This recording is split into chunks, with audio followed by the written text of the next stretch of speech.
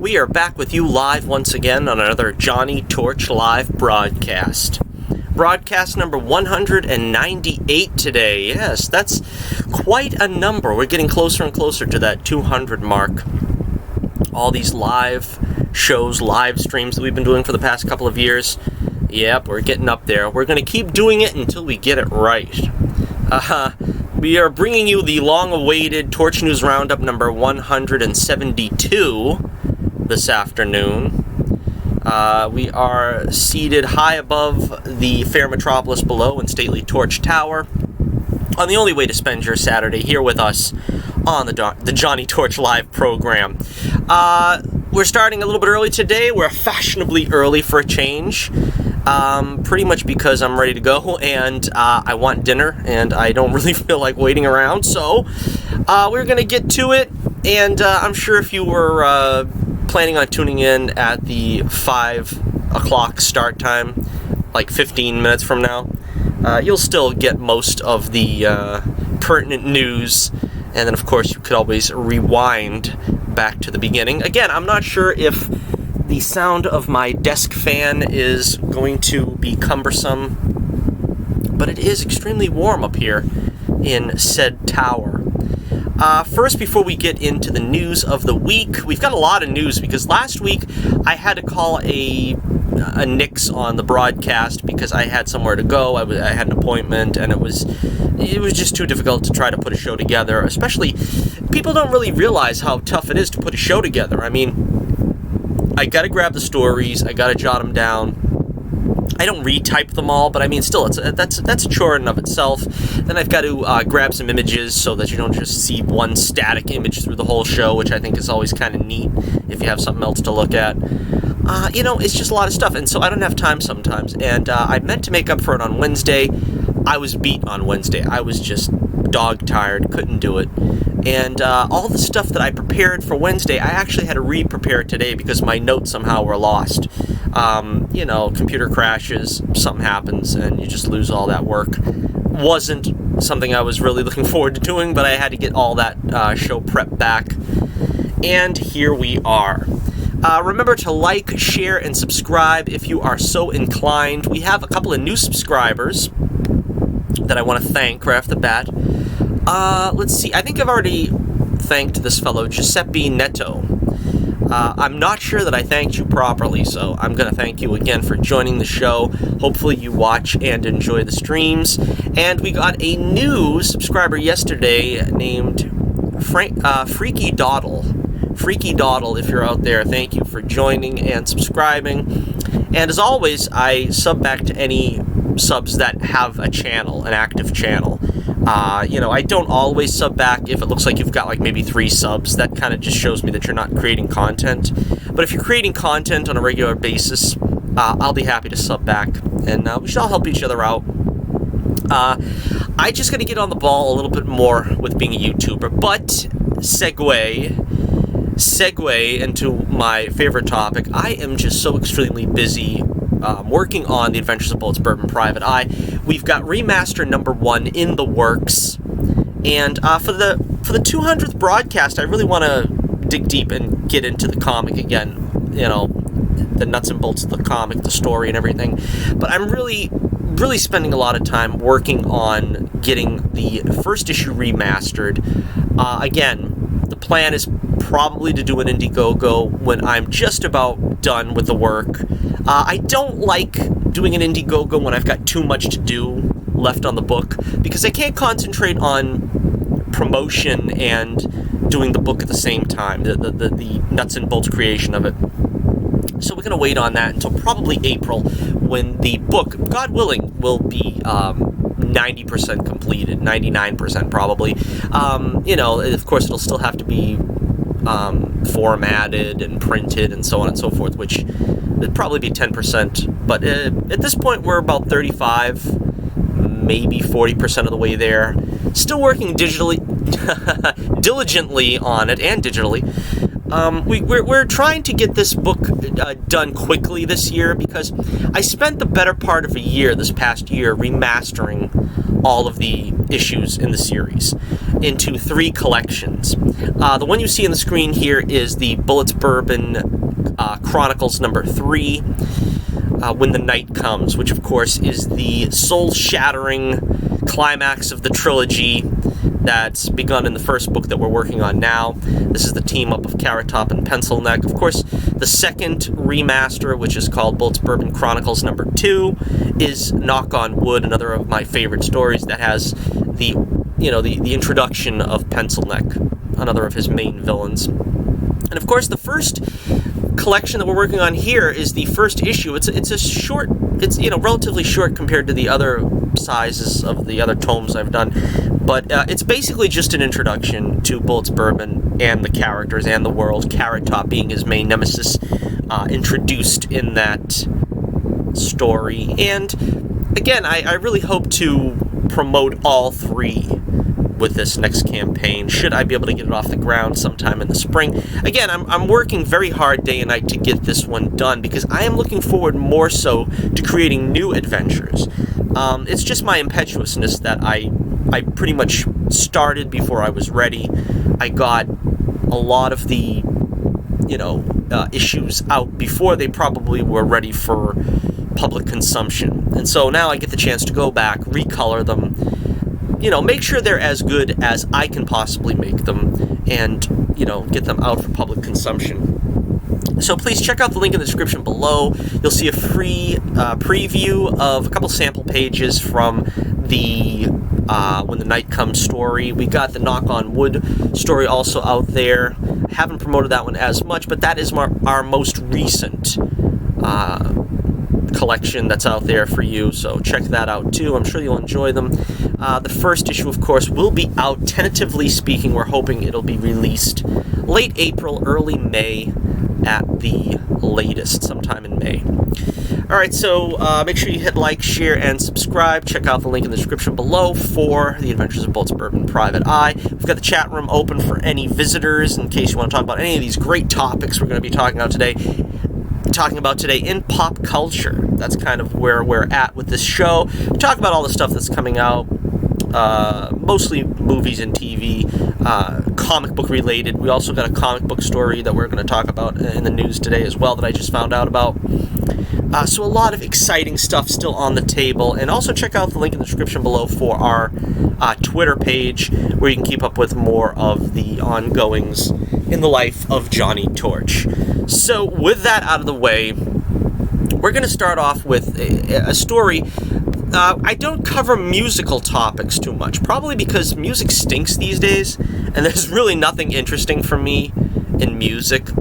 I think as far back as the early turn of the century, the 2000s, there was still good music on the radio. Very rare, but it was still good. I mean, I think there were a couple of good bands. We had The Killers, and I liked Finger 11 a little bit. Daughtry, I think, was still out doing his thing around then. I mean, we had some good stuff. The 90s I wasn't crazy about either, but again, there was some good stuff. And Matchbox 20, Train. There really wasn't a whole lot of great stuff in the 90s as far as I'm concerned, but there was some decent radio fare compared to today. Today there's absolutely nothing going on. So when I hear talk about the groups that I enjoyed as a kid and I still enjoy today, of course, that's what gets me excited. And of course, my favorite group of all time, Genesis, is returning with their... Some are considering it possibly their last tour, but I love the question mark on the name of the tour, The Last Domino. Will this be the last time? Because you got to remember, the last time Genesis came out and reformed for a tour, it was 2007, and they didn't promote it as being the last tour. They promoted it as, what was it called? The Turn It On Again tour. Basically saying that they still had it and they could get out there and rock, and they did. That is a great live DVD, Blu-ray, or whatever it is, if you want to see Genesis in concert. That's still a great one to watch. I mean, The Way We Walk is probably as good. My favorite is, I think, the Invisible Touch tour, but of course then you don't get some of the later hits from We Can't Dance. Anyway, the tour is set for the latter half of the 2020 2020 year. I could have phrased that better. I wish I did. And it is going to be pretty much from England. Let's see. The newly confirmed tour dates consist of second nights added to 6 previously confirmed shows in the UK. Second nights were added to November 24th in Liverpool, England, and in Newcastle. Also in Leeds, Birmingham, and Manchester. They're also going to be at Glasgow, Scotland. So they're doing a tour close to home first, which is, kind of understandable. And they have to come to the States. Come on. When they came to the States last time, it was a similar thing where it was just sold out in minutes. Everybody loves Genesis. Everybody loves Phil Collins. And if you don't, you're crazy. And, Phil is the greatest of all time. I've always said that, and I'll continue to say that. Greatest drummer of all time. Greatest singer-songwriter of all time. The guy has got range. He's written some of the greatest classics, of course, in the history of pop and rock.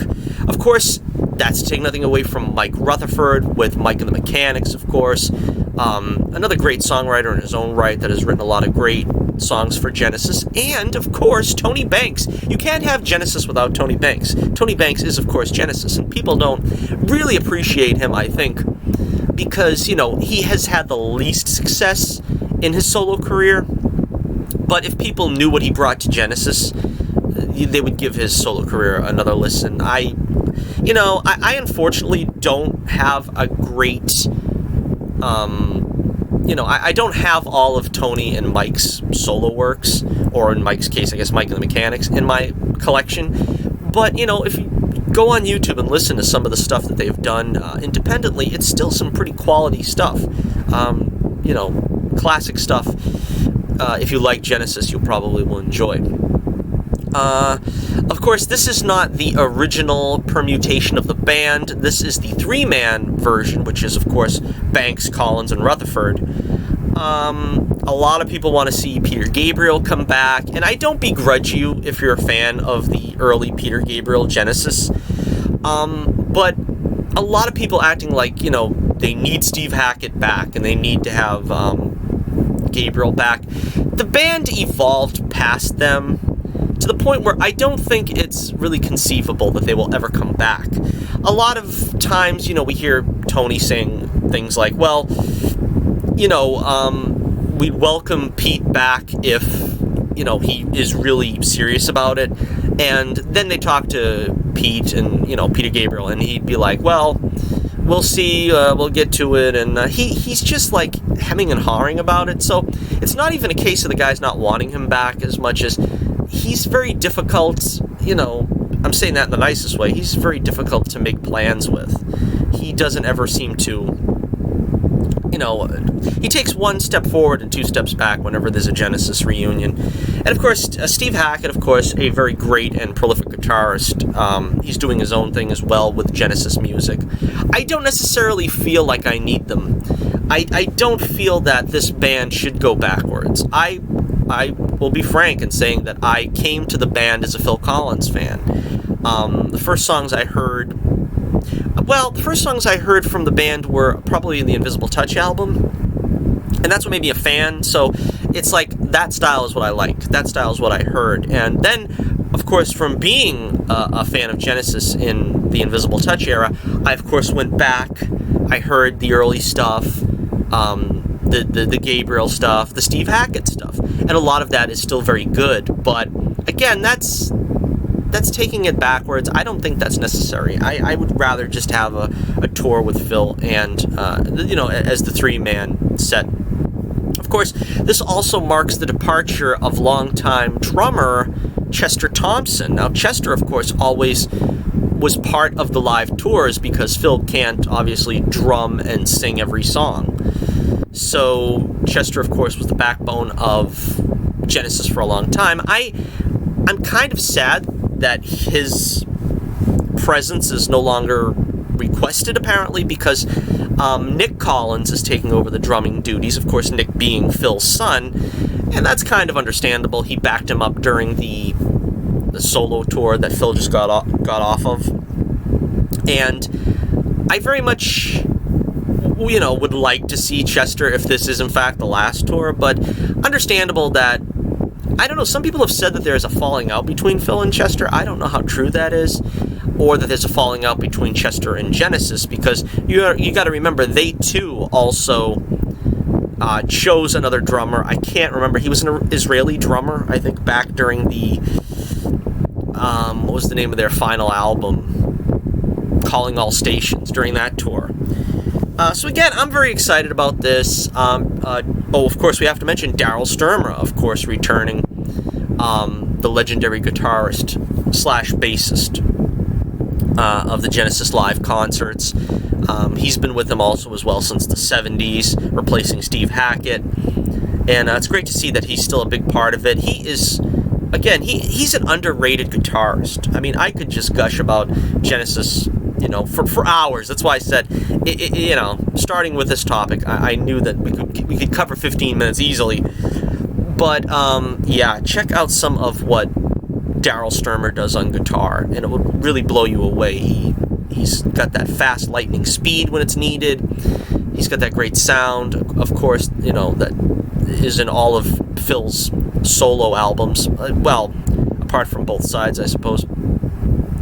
But, check out Genesis if you haven't listened to them already. If you love, it depends. They've covered a multitude of genres. I mean, you got the prog rock stuff in the early days, which they still do, and they still did near the end of their careers. You got the pop stuff from the 80s, which I love, the ballads and stuff as well. That was great. And you've got some harder rock stuff in, like, certain songs. I think a lot of their hard rock also is from, like, We Can't Dance. That album had some pretty good hard rock stuff in I Can't Dance and Dreaming While You Sleep.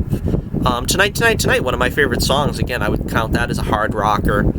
So, I mean, they've run the gambit, really, and that's why they are in demand. I really want to see them this year. I've not seen them. I had a chance to see them in 2007. Things fell through, but I definitely want to try to see what is possibly their last tour. And it only comes around like once a decade.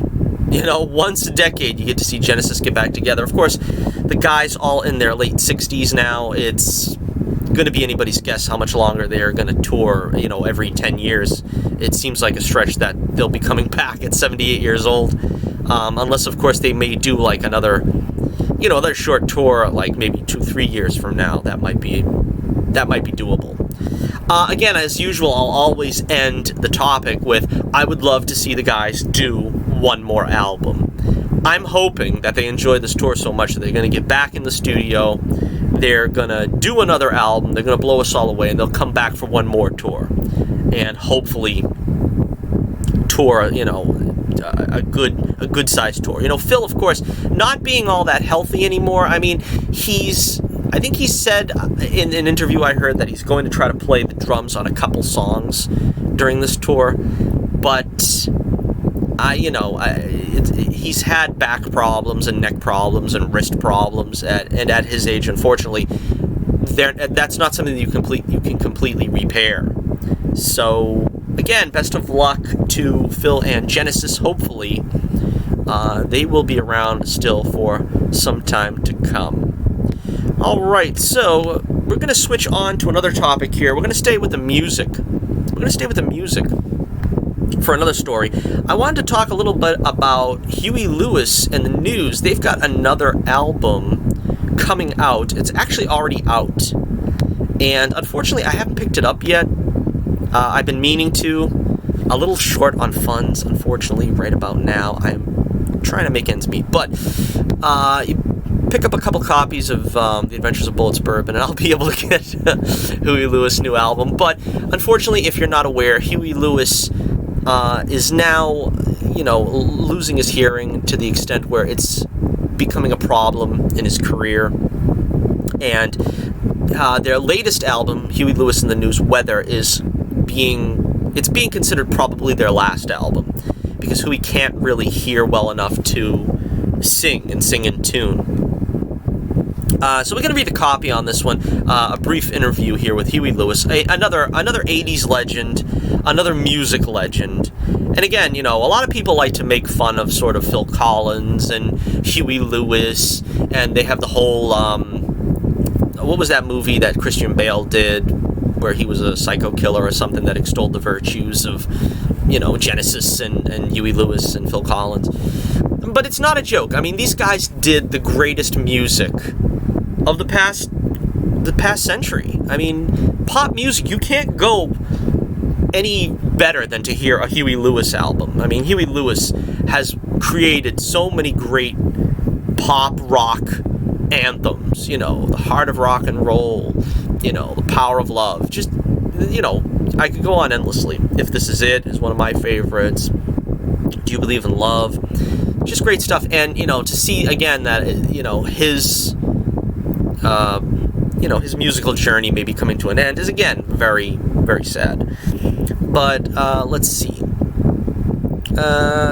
Weather is the new Huey Lewis and the News album, the first in nearly 20 years.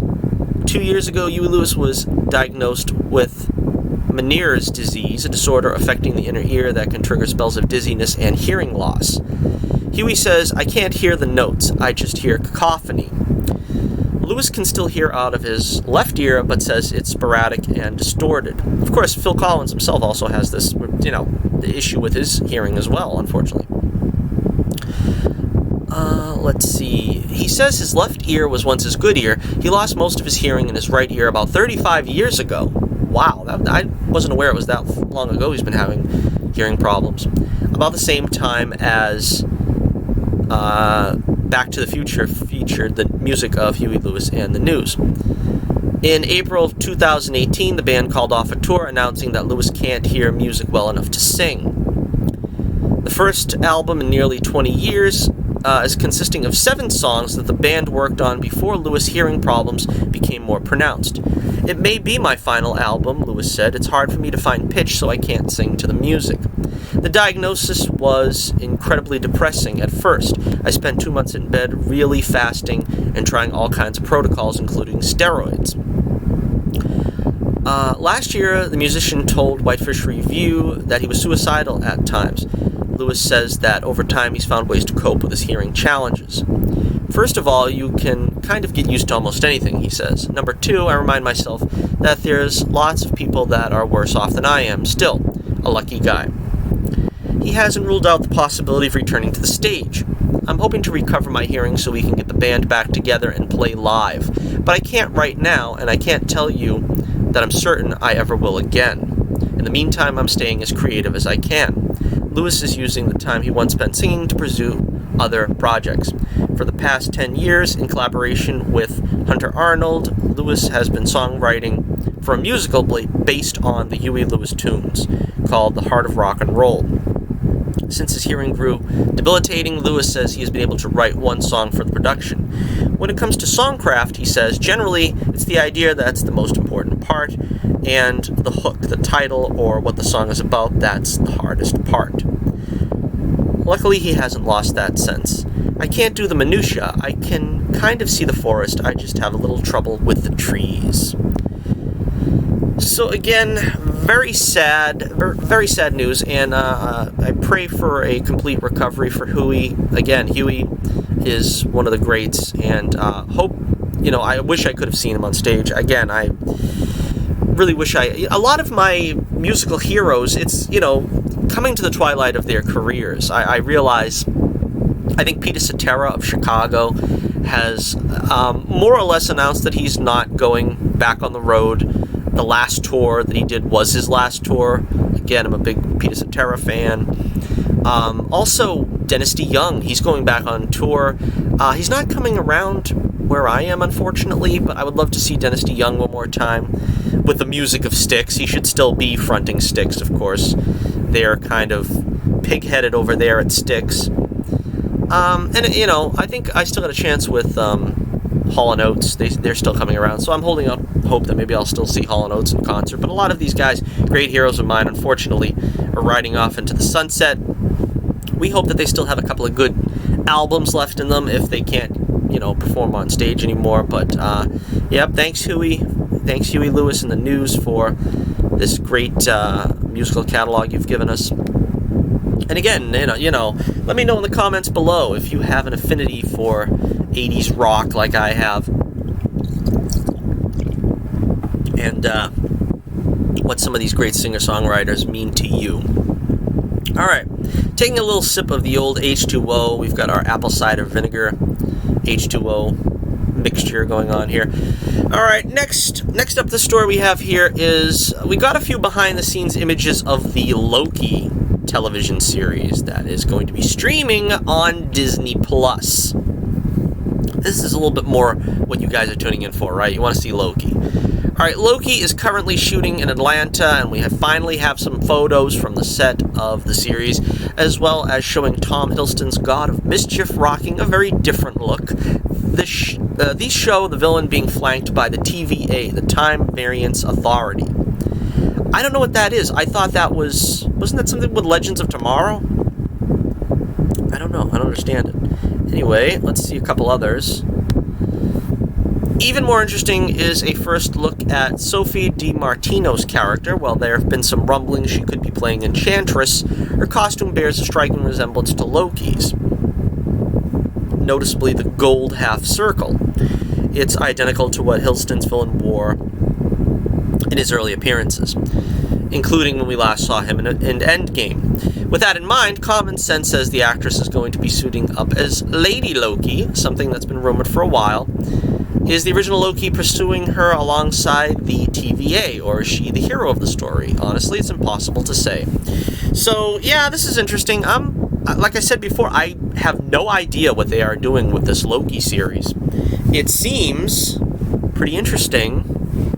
Anything to see Hiddleston back as Loki, you know what I mean? I hope, if they're doing this Lady Loki storyline, I hope that he's still the star of this show, because I don't really know, the gender-bending ideas behind this, but yeah, let me know in the comments below, what do you think? Excited for Loki, the series? This kind of reminds me of like when he was in the first movie, Thor, and he was sort of dressed as a commoner, I guess, so to speak, and he was, trying to lift Mjolnir. That kind of looks like what this is, but that setting in the rain and everything. But I don't know. Honestly, don't know what to make of it. Alright, so let's take a look now. Since we're talking about Thor, we will carry on with the most recent news that just broke not too long ago. My notes are so copious, I can't even find it. Okay, we've got the story broken that, yes indeed, as per rumor for quite a while, Christian Bale is going to play the villain of Thor: Love and Thunder, coming up, Taika Waititi's Thor 4. Kind of amazing. This is the first time we have a Thor director returning for 2 movies. This is like, wow, this will be cool. See if we can establish some pace here. Tessa Thompson revealed Thursday, that blabbermouth, huh? Tessa Thompson? No, seriously, we're thankful to her for confirming this. I don't know what, Marvel's waiting for to confirm some of these things, but yeah, blabbermouth. Alright, Tessa revealed Thursday that Christian Bale will play the villain in the 4th Thor movie, Thor: Love and Thunder. The actress who plays Valkyrie and the new King of Asgard, following the events of Avengers Endgame, offered up the news to CNET sister site ET. Christian Bale is going to play our villain, which is going to be fantastic, Thompson said. She added that she's read the script, and there have been lots of excited text messages between her and Lady Thor, Natalie Portman. Interesting. Bale was rumored in early January to have a role in the next Thor movie. He last played a superhero in DC's The Dark Knight Rises movie as Batman, the Caped Crusader, in 2012. Thor: Love and Thunder is being directed by Taika Waititi, who directed Thor Ragnarok. Waititi's Korg character will also be back for the new movie. It'll have 2 Thors played by Chris Hemsworth and Natalie Portman. The release date is set for November 5th, 2021. So we've got a ways away to go before we get to see Christian Bale play in that Thor universe. Interesting, a lot of people were saying he might play the voice of Beta Ray Bill. I have no idea who he would play. I am not too versed in the Thor verse, in the Thor universe. I don't know exactly, what villains are up for his perusal, so to speak, but it should be interesting. Bale, of course, a great actor. A lot of people, he's personally my favorite Batman of the latter-day live-action Batman. I think he did a good job, especially with the Bruce Wayne part of it, so that's pretty cool. But to see him play a villain, this should be good. A lot of people acting like they have their nose in the air, like, oh, Bale is, like, slumming going to Marvel, He played in actual movies, in actual feature films. Blow it out your ear. Marvel stuff is good, it's just, the problem being that lately, it's been sort of on cruise control, they're sort of just coasting along, I think, on their laurels, resting on their laurels, or whatever the term is. But, I think they do have it within themselves to have greatness from time to time. I think the last great MCU movie was probably Civil War, in my opinion. They've kind of coasted along since then. Of course, I'm a big fan of the Ant-Man movies when nobody else really thinks much of them, and I understand that they're kind of smaller scale. No pun intended. But the Ant-Man movies are, they've been pretty exciting to me. I mean, I'm looking forward to seeing what they can do in a third one. Infinity War was good. I don't know if I would go so far as to say it was an exceptionally good movie.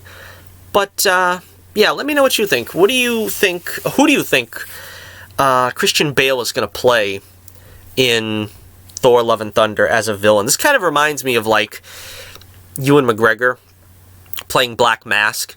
You hear the name and you say, oh, that's going to be something. That's going to be something special, Ewan McGregor playing the Black Mask. And then you kind of see what they did with it. Honestly, I haven't seen the film, but seeing the clips that I have of it, you gotta wonder, what are they going to do with Christian Bale? I mean, is he getting another raw deal like Ewan McGregor got? I hope not. I seriously hope not. Alright, so moving right along, we are going to continue on with another story here, set in the MCU. This is our cover story, I guess, so to speak. Although she looks like a centerfold in this picture. Alright, Alison Brie is being rumored. It's kind of a strange situation, because the rumor was going around that the MCU and Kevin Feige, I guess allegedly, are looking for a Alison Brie-like actress. Let's see. Let me read the copy. Best to take this with a pinch of salt, but it said that Alison Brie could be a contender for the role of Jennifer Walters in the upcoming She-Hulk Disney Plus series. The Glow stars potentially at the top of Marvel Studios' wish list, though they may also be happy with an Alison Brie type, quote-unquote. So, again, this to me seems like they're sending feelers out, Marvel, and they're like, Alison, get ready for a phone call, but, just know that, be reasonable with your asking price, because we could very easily see an Alison Brie type in the role. And, it sounds to me like they're, hedging their bets. They want to make sure that she's reasonably pricing her, her asking price. Again, I would imagine she's going to be Jennifer Walters. I can't see her as the She-Hulk, but then again, what are they going to do for the She-Hulk? Who are they going to get? Are they going to get an actual, athlete, MMA fighter or something? Are they going to use CGI? Which, again, you got to remember, the She-Hulk nowadays, this is what the She-Hulk looks like. That does not look like Jennifer Walters. That also does not look like Alison Brie. And honestly, it doesn't look like any She-Hulk I would ever want to see, whether in live action or animation. For some reason, they're trying to make the She-Hulk look as masculine as possible these days. And quite honestly, they're just calling her Hulk now, which makes it confusing how they're going to build this. Are they building this show still as She-Hulk? Are they going to try to do an origin story where she becomes Hulk? I don't know. I honestly don't know. Again, well, you know, please, let me get rid of this before it burns the retinas of everybody watching. There, that's much better. Let's see. This was to be expected for lawyer Jennifer Walters. Fans have spent years imagining actresses like Gina Carano and Ronda Rousey as She-Hulk. Jennifer transforms into her superhero persona the exact same way Bruce Banner does when he becomes the Green Goliath. Let's see. There's more news. There is more. Thanks to the Illuminati, we have some fresh intel about the She-Hulk TV series coming to Disney+. The project is shrouded in secrecy, but the log line seen by the site reportedly reveals that Jennifer Walters is a successful lawyer who specializes in cases involving superheroic law. The description goes on to reveal that she occasionally gets involved in superhero battles as She-Hulk. This does honestly sound a lot more like the Byrne run, John Byrne run in the 90s, which I didn't like personally, but it sounds like it could be going there. I know a lot of people like that run. To me, it was too comedic. I never really saw She-Hulk as a comedy character. I preferred the original conception of the character in the 80s. The 80s version, which was kind of a copy of the Incredible Hulk, where she kind of like got mad and became, you know, bigger and angrier, but essentially she kept the mentality of Jennifer Walters, unlike Bruce Banner, who became, you know, childlike. Let's see, it sounds like the character will be used in a way many fans hope to see Matt Murdock utilized as the Daredevil. Given the existence of the Sokovia Accords, which may or may not still be enforced by the government, it makes sense for She-Hulk to represent her fellow heroes. The site also has some intel on the show's supporting characters. Those reportedly include a 26 to 28-year-old actress to play She-Hulk's best friend, a character named Meg, between 29 and 35. The latter is also a lawyer and described as being shrewd while having a biting wit and humor. They go on to speculate that these two could be comic book characters Jill Stevens and Mallory Book.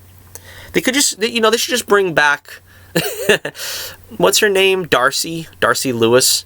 Bring Darcy Lewis back. Make her best friend. I don't know. Give her something to do. I don't know. Let's see. And of course, last but not least, what about Bruce Banner and all of this? During a recent appearance at C2E2 in Chicago, Mark Ruffalo reportedly told those in attendance that he has indeed had preliminary talks with Marvel Studios to join the cast of She-Hulk. His role would likely be smaller, but this would obviously mean getting to see what became of the Jade Giant after he used the Infinity Stones to bring back half the universe. Again, I think you need to have Bruce Banner in the show in order to get, you know, the origin of She-Hulk right, because of course she was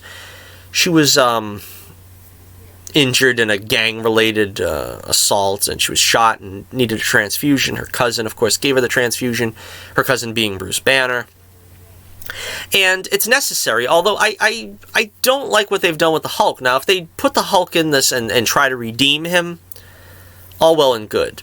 If he's only there just to give the blood transfusion and so forth, you might just as well set the, you know what I mean, set this in the future where she already had an origin, you know? I don't know. I just don't want to see my favorite character, the Incredible Hulk. He's my favorite comic book character of all time. I don't want to see him crapped on anymore.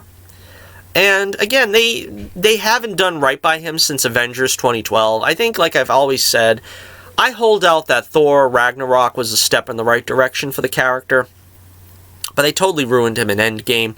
And if that's the Hulk we're going to see again, then buzz off. You know, I don't need you. I don't need you in my business. I don't need you in my business no more, Hulk. Alright, so, yeah, let me know what you think. Do you like the idea of Alison Brie as Jennifer Walters? I love it. Personally, I think it's a great idea. I don't know if I see her as She-Hulk. I don't remember, you know, they had her on James Corden's show, I think. And I don't remember exactly what she said in reference to this, but I think she's open to the possibility of playing Jennifer Walters if she does indeed get the gig. So, let's see. Let's hopefully it happens. I hope it happens anyway. She looks to me like what Jennifer Walters looked like in the comic. Another reason why I didn't like the John Byrne run, and she was used predominantly in Byrne's Fantastic Four run, was that she becomes She-Hulk and never turns back. She very usually will stay She-Hulk, and while that's good, like I said, for a laugh, I like to have that dual nature. I like to have. She's a lawyer that's, a meek, lowly kind of, looking woman, and then she becomes this big, glamorous Amazon type thing. It's kind of a lot more fun that way. I mean, I'm not saying, of course, Alison Brie can't be glamorous. I mean, obviously, the evidence is before you, but I'm saying is her being sort of having that duality, the dual nature of the character. That's a lot more fun than just having her be, as I've always described, Byner's She-Hulk, a big green Jane Mansfield. That frankly doesn't appeal to me. Alright, so moving right along, we still have a ton of news to get to. Oh my goodness gracious me. Want to send out our congratulations to Melissa Benoist and Chris Wood, who have announced their upcoming Expectations. Going to have a little one in the house, a little one running around. And, of course, I saw Melissa Benoist's name trending, and I knew without being told. I knew without looking exactly what it was. I could tell that she had this glow about her that she's been expecting or, was trying to get expecting. And, of course, her co-host, her co-star, I guess, Chris Wood, they met on Supergirl Season 2, I believe, and married somewhat thereafter. Now, and of course, again, congratulations to both of them. Of course, the question arises, what is going to happen with Supergirl Season 6? I'm not sure if they've even finished filming Season 5, and of course, that's not something that's easily written into a show about Supergirl, and it's also not something that's easily hidden when you have her wearing, the tight Supergirl uniform.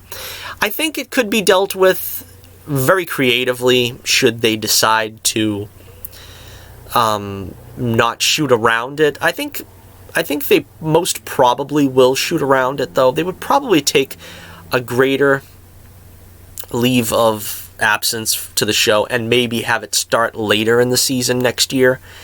I think that's probably the most likely thing. I don't think the show is going to be canceled. I don't think she's going to leave the show. I think very likely they will probably give her more time for a maternity leave and then probably do a reduced workload for her for the first couple of episodes. Probably have her incapacitated early on. That's one way you could do it. Supergirl's in a coma and you just see her lying in bed 2 or 3 times an episode. And then they could just film all that in one afternoon and then spread it out amongst 3 or 4 episodes. Something like that. That's probably what they'll do, and I think that's probably the way to go. But let me know what you think about, the possibility of what's going to happen next season in Supergirl. And, giving the happy couple a tip of the hat and congratulations to the expected Kryptonian in the family. Again, we've got some more... We got some more stuff. We got some more stuff for you, Some more stuff for you to talk about. We've got the Batman. What about the Batman? How about this Batmobile? Is that great looking or what? I am particularly very fond of this Batmobile. This is the Batmobile that I've always wanted to see in live action. I'm getting all choked up about it, even as we speak. We get a better shot of the costume there. Again, the costume, I could take or leave. I mean, the ears look a little bit better from a distance. And we finally see him with the cape. But let's talk about the Batmobile. This looks so awesome. This looks to me like the 70s, 80s Batmobile. The 70s, 80s style from the comics. And it actually looks like a car. You know what I mean? It looks like a car. I mean, Nolan's looked like a tank. I wasn't that crazy about that look. And, Burton's was had that elongated stretch, which I thought was so unwieldy looking. It didn't look like something that, you know, it looked cumbersome for him to drive. You know, similar to Nolan's. It looks more cumbersome. This looks like something that's going to zip along the streets of Gotham City. Also, I never liked the missile in the front. I never understood the look of that. That looked ridiculous. I didn't understand that whatsoever. You know, and then of course you get the Schumacher Batmobile, which was sort of, it looked like a plastic toy. I mean, it just looked like it was shaking and rattling down the street because it had like all things glued to the top of it or whatever. Snyder's I don't even remember. Snyder's I don't remember because I was preoccupied by the carnage it was causing in that movie, Batman v Superman, so I don't even remember it.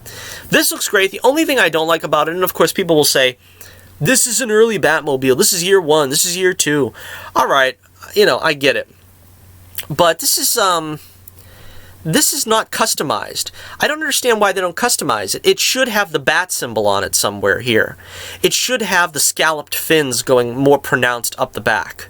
And they don't have that. I don't know why they're so afraid. Why? It's got to look realistic. We can't have it like with bat insignias all over it. That's why we have Batman with his bat symbol on the chest.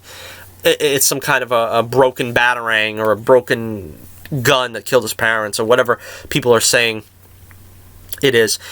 You know, it's you gotta have some fun with these things. You know, have some fun with it. What are you gonna do? It's gotta look like just an ordinary car. Now, of course, it doesn't look just like an ordinary car. I mean, we've got that. This is something I'm not crazy about either. We've got that open back here, the open engine in the back. Now, this should be covered up some more and exposed instead of being exposed. This is kind of the way I felt about the Tumbler in Batman Begins, where they had the wheels like so exposed wide out in the open. And I was like, that's a good target for bad guys. They shoot those wheels and then Batman's got a flat, you know? In this case, it's like, what happens if they, you know, shoot the exposed engine? Is something going to happen? Something bad going to happen? It seems very dangerous, you know? But I like they still got the exhaust port here, because to me, ever since Batman 66, you can't have a Batmobile that doesn't show the flames shooting out the exhaust. That's unnecessary, right? Atomic batteries to power, turbines to speed. Roger, ready to move out. And then you have the flame coming out the exhaust. That's just... That's what makes the Batmobile. I like the lighting, too. I like the lights. I kind of wondered, though. I mean, I would like the lights to be blue, because, you know, the Batmobile should be blue. But, you know, who's going to squawk, I guess, about something like that? So, yeah, I've seen the usual complaints on Twitter, you know, and social media. Once anything comes out, people are going to rag on it. And I admit, I've ragged on the Batman costume. I don't think this costume is particularly attractive. But the Batmobile, I like it. And a lot of people, you know, mealy-mouthed over how bad the Batmobile looks. But to me, this is a great Batmobile. I am, let's take a good look at it from the front again. I am just loving this look, this shape. That's the way the Batmobile should look in my book. And again, it's a two-seater, which is good, because I think the Schumacher one was only a one-seater, which I thought was ridiculous. Schumacher's one was terrible. But I think it had the blue light, though. Is that the thing I liked about it? I don't know. I haven't seen those movies in a long time. I gotta watch some of those again. I really like Batman Forever, if truth be known. Alright, so let me know what you think in the comments below. What do you think about the Batmobile for Matt Reeves The Batman? Again, I'm not really too thrilled about how his movie is shaping up. Costume's okay. Casting is subpar. But... you know, at least we got the Batmobile here. This looks pretty cool. I might enjoy it if I do see it in action. So there's always that. Alright, so let's see. What else do we have here? Let me reach into my bag of tricks and see what else we've got to talk about. Star Trek 4 is continually looking like it's in doubt. I don't know if we're ever going to really ever get a Star Trek 4 in the Kelvinverse. Some people don't like the Kelvinverse. I thought it was okay. My problem with the Kelvinverse... it didn't feel like the characters the way we know them. We had to modify them. You know, Spock is a lover, and Uhura is in love with him, and, you know, Uhura gets more screen time than Spock and Bones together because she's the girlfriend, and we have to have a woman be the you know, center stage. Kirk's womanizing, I think, was way too cartoony. So there's a lot of things I don't like about the Kelvinverse, but I think that they've gotten better. I have to admit, I think... The first one, Star Trek, what was that one? Star Trek 7? 07, something like that. 2007 it came out, I think. I'm not sure. Was it 2010? I don't know. But the first one that was just titled Star Trek, I liked it at first, but I think it's gotten weaker over time. I think Leonard Nimoy helps that movie an awful lot.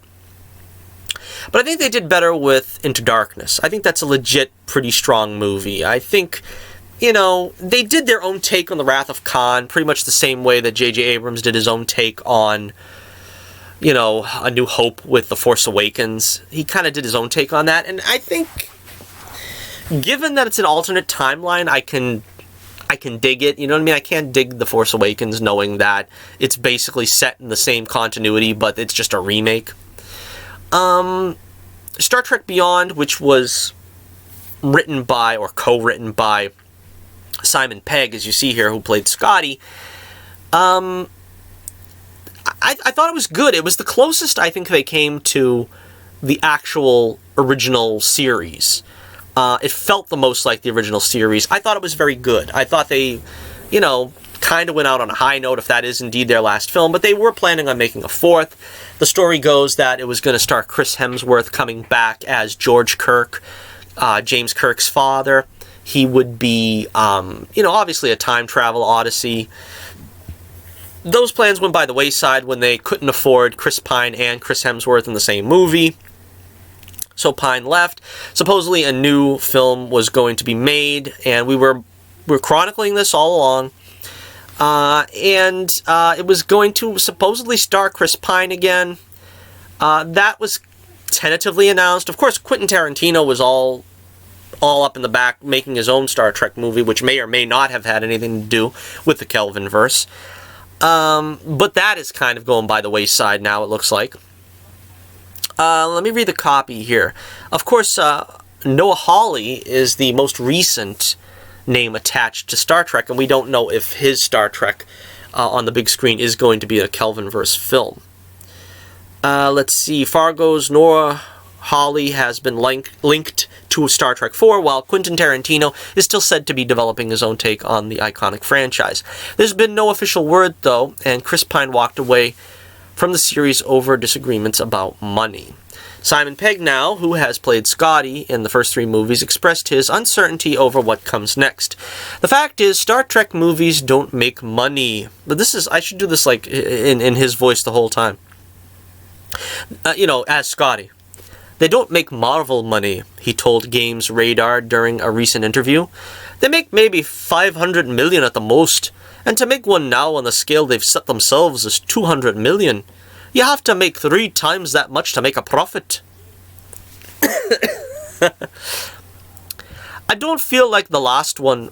They didn't really take advantage of the 50th anniversary, Pegg admitted. The regiment at the time dropped the ball in the promo of the film, and we've lost momentum. I think losing Anton Yelchin was a huge blow to our little family, and our enthusiasm to do another one might have been affected by that, so I don't know. So, unfortunately, yeah, of course, Anton Yelchin, he passed on of a crazy accident. I think he got rolled over by his own car in his driveway. Yeah, you know, so Chekhov passed on, apparently, in the Kelvinverse 2. I don't know, I really would like to see them continue on with this, because I liked what they did. I mean, I liked how it's gotten better as it's gone on. Sometimes you can have a bad beginning and just continue on. That's kind of the way I feel like about Henry Cavill's Superman. He had a bad beginning, but I don't know if it's something they can't fix going forward. I felt that way about Ryan Reynolds' Green Lantern, too. I mean, yeah, it wasn't the greatest foot to get off on, but you continue on with Ryan Reynolds and Blake Lively. You got a pretty good foundation there. You had a good Sinestro and Mark Strong. You could have continued on with a stronger second film. And I think that's kind of what could happen with a Cavill, Adams, Superman 2, Man of Steel 2, or whatever. And it's the same thing here. I think they were building toward, you know, doing better. They were making better movies. They were making a good product. And now it's kind of like, well, it's too late. We kind of had our chance at it, and it's kind of done. I don't know. I feel bad. I hope they can salvage something, and I hope Noah Hawley's Star Trek movie will be including Chris Pine and the cast. That's what I hope, anyway. Let's see. Honestly, it's a shame. We're unlikely to see much more of this iteration of Star Trek in theaters moving forward, but there's definitely potential for some sort of continuation or reboot. Well, let me know what you think in the comments below. Do you want to see the Kelvin-verse continue on? Do you think those 3 movies were enough in the rebooted franchise timeline? And maybe we should reboot again at some point? Should we reboot again and just do an all-new Kirk, Spock, and McCoy? Get it right? Get it more right this time? That's a possibility. As I've always said, Vic Mignogna's Star Trek Continues was a great avenue of new Star Trek adventures. They felt very in keeping with the classic, series.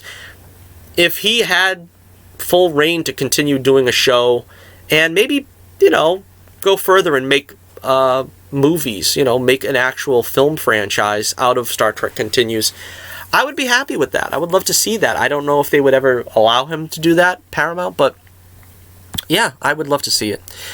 All right, let's see. Moving on ahead, we're rounding down the show, but we got a couple more stories left.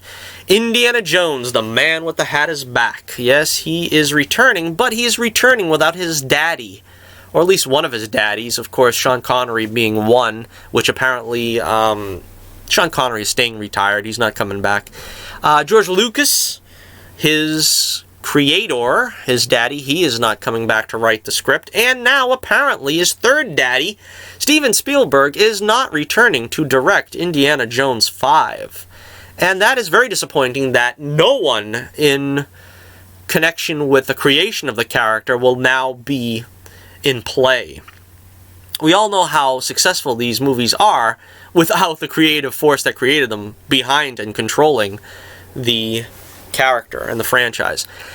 Let's see, in a shocking turn of events, Variety is reporting that after helming the previous 4 Indiana Jones films, the legendary Steven Spielberg has decided to step down as director to the long-gestating Indiana Jones 5, and it sounds like he's on the verge of handing over the reins of the Harrison Ford-led franchise to comic book movie favorite James Mangold, who directed Logan, The Wolverine, 3:10 to Yuma, Night and Day, and Ford vs. Ferrari. Does that mean now we're going to have Indiana Jones 5 be R-rated? Are we going to get these knuckleheads suggesting something like that? Because if it is right now, I'm going to haul back and give you such a pinch. But no, hopefully they'll just stick with the template of the original Indiana Jones films. Negotiations with Mangold are still in their earliest stages, but if and when a deal is made, it'll be the second franchise he's been hired to bring new life into after previously taking the helm of Hugh Jackman's The Wolverine and returning to the Academy Award-nominated Logan. Spielberg, who will remain on board as a hands-on producer, we hope he's hands-on, but I don't know. He's got so much to do, and he's in his golden years now too. Spielberg, he's in his 70s, so I guess the rigor. I mean, Harrison Ford, of course, is going to be 79 years old when he starts shooting Indy 5, so it's a rigorous thing for anyone. But again, I would hope that Spielberg would have seen this through, because this was probably going to be the last one. I, of course, would have liked to see a Lucas involved too, but he's pretty much done his thing with Star Wars, and he's out. He doesn't want to be dragged back in to Indiana Jones after being out of Star Wars. Spielberg made the decision to exit the director's chair himself, wanting to pass along the franchise he built to a new generation of filmmakers, with the hopes that they would bring their own unique perspective to the project. While details are still being kept under lock and key, Harrison Ford will reprise his role as the titular adventurer, and production is rumored to commence within the next 2 months or so. We talked about that in the last episode. Ford is saying sometime between now and summer they're going to start shooting. However, it remains to be seen whether filming will be delayed to allow Mangold to make any changes to and or rewrite the script. Indiana Jones is set to find its way to theaters July 9th, 2021. So yeah, usually that's the case. They have the director, rework the script to his satisfaction. I don't know. I mean, I would certainly hope that he's on the same page with Steven Spielberg as to how to make this film. I also would still hope that they're going to I imagine they're going to have to treat Kingdom of the Crystal Skull as if it is in canon still. I would like to see Karen Allen brought back as Marion, since they married at the end of the last film. Apparently Mutt Williams is not coming back Shia LaBeouf is not coming back as Mutt Williams. But again, they can't... If they're going to seriously hand over the reins to somebody else, they're going to have to introduce a new character. Again, I would love for, we could get some, glimpses back from Sala, actor John Rhys Davies. The thing is it's difficult with Indiana Jones because the time period is stretched so far. I mean, we're going to be seeing Indiana Jones practically in the 70s at this point, in the 1970s, and it's a vastly different world than it was in the 30s and 40s, even the 50s. So it's going to be interesting to see how they're going to handle this. I don't know if you can make an Indiana Jones movie in the 70s, and how are you going to evoke the old cast? They did a good job with that with Marion in Kingdom of the Crystal Skull, but I would suggest, if this really is going to be the last film, to try to bring back some more of the mainstays. Try to bring back, interestingly, now that Steven Spielberg is not directing, I still would like to see Kate Capshaw come back as Willie Scott in a cameo role. What's his name? Jim Broadbent, I believe, played the curator of the museum and the school. He's got to come back from Crystal Skull.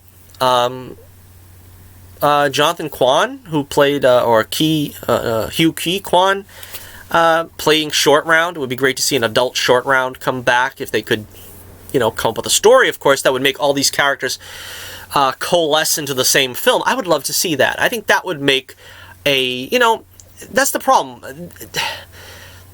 Disney hasn't done a great job with Star Wars. I don't know if I trust them to do a great job with Indiana Jones 5 and try to bring some of these elements together and try to bring the action heroics that we expect from Indiana Jones into it and try to make it a torch-passing movie and try to make it a period piece that doesn't feel like, Vietnam era. That doesn't really quite feel like something that Indiana Jones would be a part of.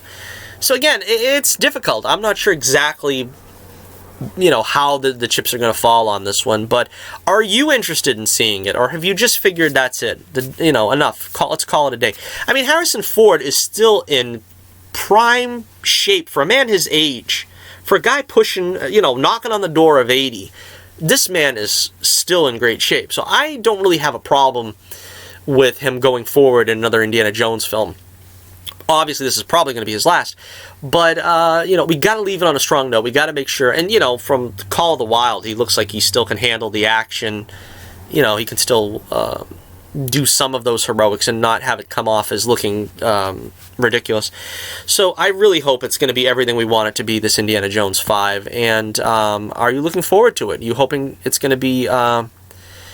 the proper send-off to the character that, unfortunately, we didn't get with the Star Wars sequel trilogy?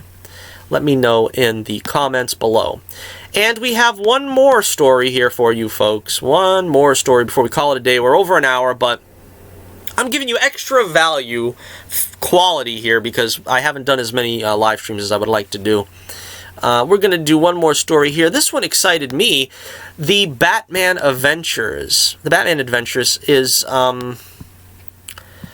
this is a new comic book coming out, a new comic book series with the original creators, Paul Dini, Alan Burnett, and Ty Templeton. Some of my favorite names associated to comics. I was really excited because Paul Dini is one of my favorite writers. He is my favorite Batman writer. I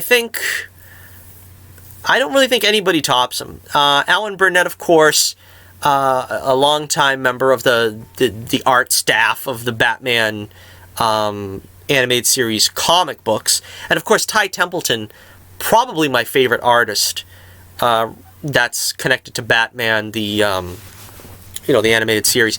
He did the Batman animated series comics back in the day. He also does Batman 66 in recent times.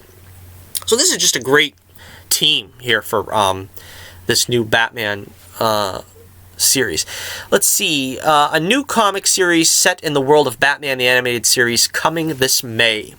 From the visionary team behind Batman the Animated Series comes all new stories set in this seminal animated world, Batman The Adventures Continue. DC's new digital-first 6-issue miniseries launching in print on May 6th, 2020, co-written by Paul Dini and Alan Burnett, both producers of the original animated series, and illustrated by Ty Templeton, who's brought the world of Batman the Animated Series to comic books since 1992's Batman Adventures #1.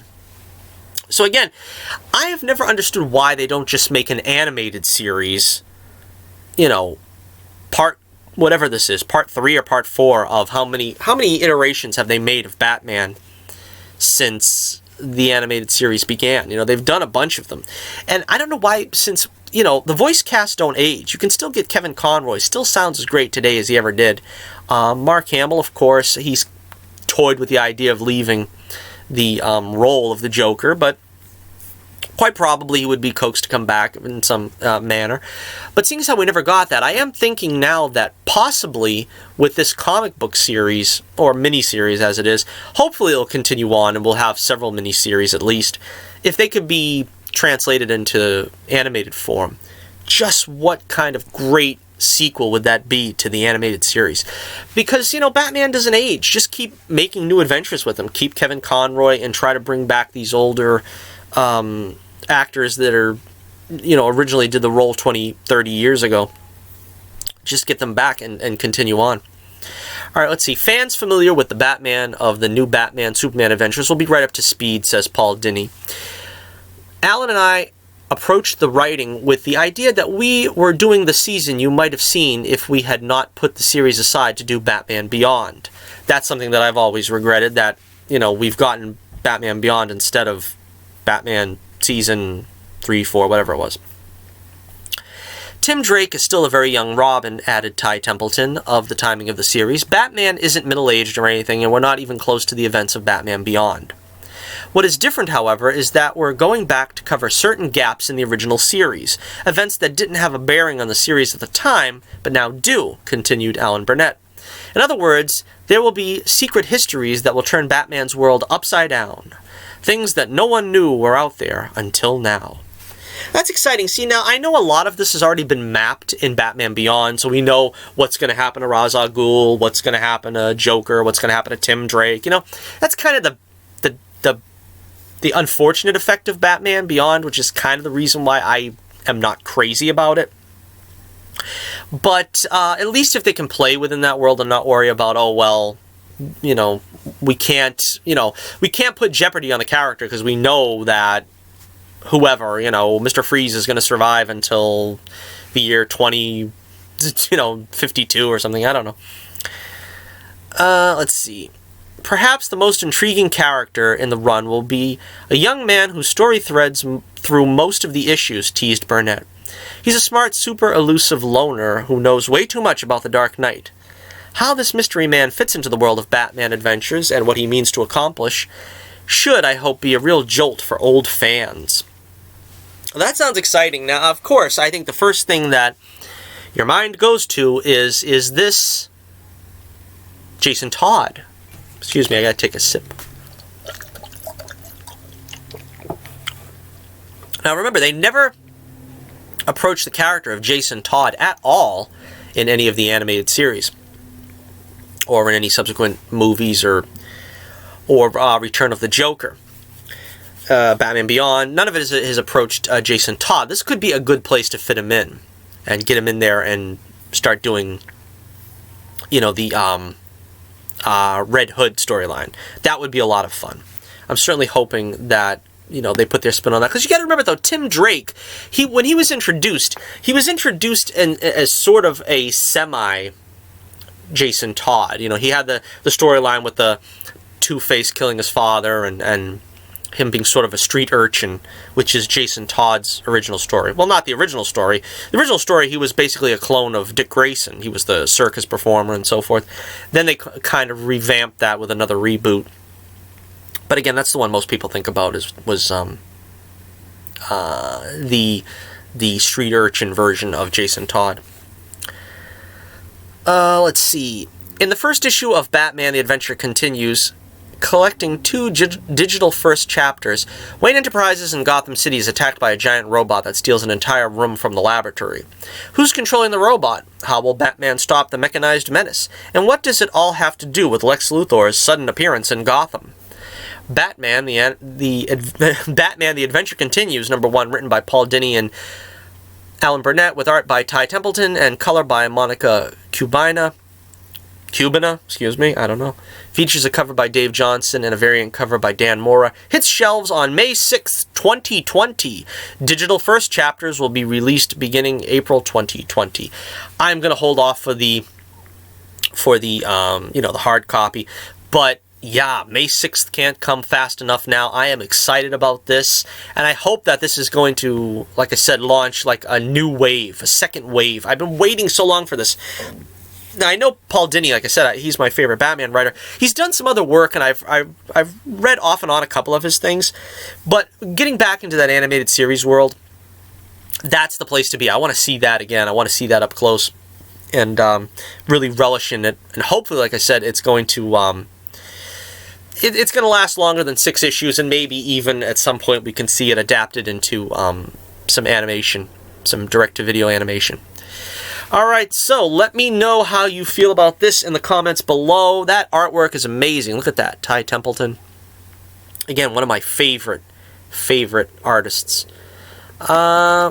We will be back with you. Let's see. I don't know. I'm going to hopefully try to do another video on Wednesday. I got some more comics.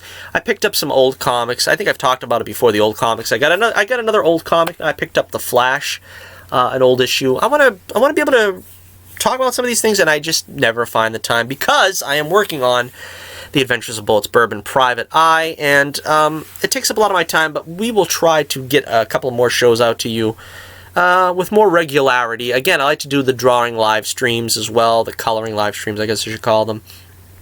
Those are a lot of fun, and we're going to try to build up the channel. I want to thank all my subscribers because I've got more subscribers in the past couple of months than I've had. The first 4 years of the channel, it was so hard to climb up the hill to get 100 subs, and I got another.